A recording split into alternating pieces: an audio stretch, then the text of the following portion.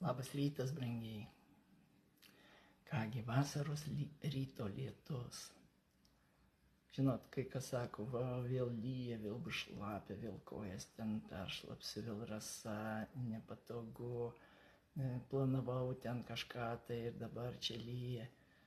Taip, mes galim būti nepatenkinti, bet esam nepatenkinti tada, kada mes nesuprantam. Ar žinot, kas yra lietus? Tai prasideda nuo to, kad vanduo savyje kaupia informaciją. Tai yra kaupia vibracijas, mentalinės, jausminės vibracijas. Kaip mes jaučiamės, ką mes mastom, tai sklinda iš mūsų ir vanduo tai kaupia. Taigi vanduo yra visur, kiekvienoje gamtos dalelėje, ne žolėje ir medyje, ir vandens telkiniuose, visur vanduo.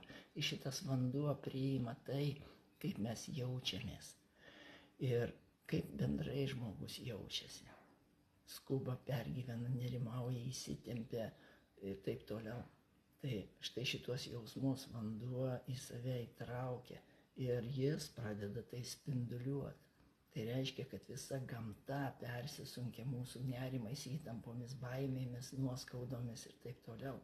Ir visa tai mums grąžina atgal ir užsisuka baisus ratas. Mes nerimaujam, gamta atsako mums tuo pačiu. Ir štai tada mes gaunam atgal. Jūs galvojat, atsitiktinai atsiranda tornadai, krušos, gaisrai, potvyniai, ugnikalnių išsiveržimai, žemės drebėjimai. Tai neatsitiktinai, tai gamta nuleidžia garą, kaip sakant, kada persisotina tomis įtampomis, tai kažkaip reikia atsipalaiduoti, tai va visos tos įtampos išsireiškia. Tai grįžtam prie to, kas yra lietus.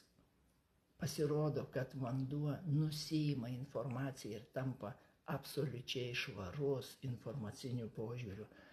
Tada, kada jis pereina per fazes, kada susikondensuoja iš garų ir kada atsilaidina iš ledo.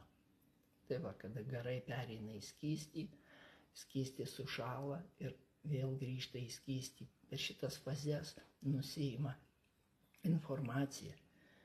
Taigi vanduo išgarinamas, į vandens garai po to debesyse susikondensuoja ir ateina lietus. Absoliučiai švarus informaciniu požiūriu.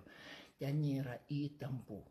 Todėl tai atskiedžia tą įtampų kiekį, kuris yra iš mūsų sąmonės perduotas į vandenį gamtoje. Todėl lietus yra palaima gamtai. Gamta atsipalaiduoja, atsiskiedžia tas įtampų kiekis, sumažėja šiek tiek santykinai. Taigi džiaukitės lietumi. Ir gamta į mus po lietaus tampa ramesnė, palankesnė mums. Mes galim ramiau ir džiugiau jaustis tokioje gamtoje.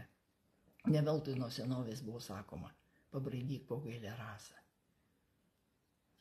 Išsimaudyk lietuje. Mes užmiršom šitos dalykus. Taigi, brangieji, laiminkit lietų, dėkokit, išsimaudykit lietuje, priimkit jį kaip dovaną.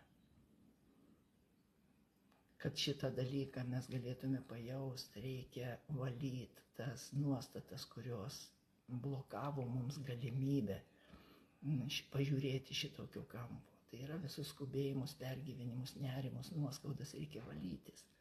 Sistemingai, nuolatos. Ir jausitės visiškai kitaip. Tai užsiimkit tuo. Kur užsiimt? Gyvenimo ryto sąmoningumo mokykla dirba. Tai va vėl privedžiau prie to paties, ar ne? Bet tai yra kelias, tai yra galimybė. Naudositės ar ne? Sprendžiat tik tai jūs. Gyvenimo rytas.lt. Ačiū Jums, brangieji. Iki.